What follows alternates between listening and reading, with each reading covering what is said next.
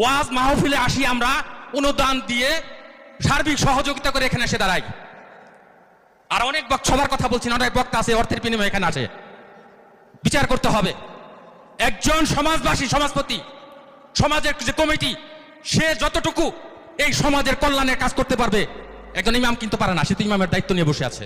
আর সভাপতি সাহেব যেই কথাগুলো বললেন ওইগুলোই আমাদের পাথেওর জন্য যথেষ্ট।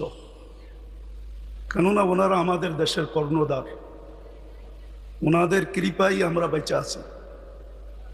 ওনাদের কৃপা যদি না থাকতো তাহলে হয়তো আমরা দেশে থাকতেও পারতাম না, বা দেশে থাকতামও না। কোথায় থাকতাম আল্লাহই জানে। বিদায় আমি কথা লম্বা করতে চাইতেছি না, আমিও আপনাদের কাছ থেকে বিদায় নিতেছি। আমার পরে যেই বক্তা উনি আসবেন, আমি আপনাদের কাছে অনুরোধ রাখব যে আপনারা ওনার কথা শুনবেন এবং দোয়া পর্যন্ত বসবেন, তারপরে এটাকে পরিসমাপ্তি ঘটাবেন। বলে আমি আমার কথা শেষ করলাম। ওমা আলাইনা ইল্লাল বালাগ।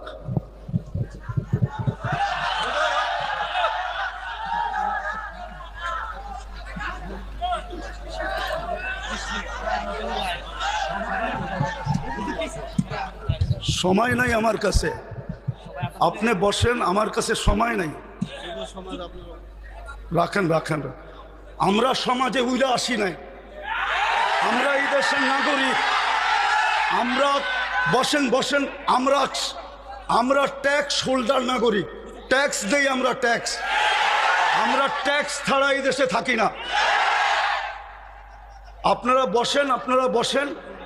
আমাদের দেশের কালচার এটা হয়ে গেছে, সবাই হুজুরদের কথা বলে কিন্তু হুজুরদেরকে আন্ডার এস্টিমেট করে। আমি পায়ে হাত দিয়ে বলবো, আমাকে কেউ আন্ডার এস্টিমেট করেন না। আপনারা আমাকে চিনেন না, আমার পরিচয় জানেন না। বসেন, আপনারা বসেন, আপনারা বসেন।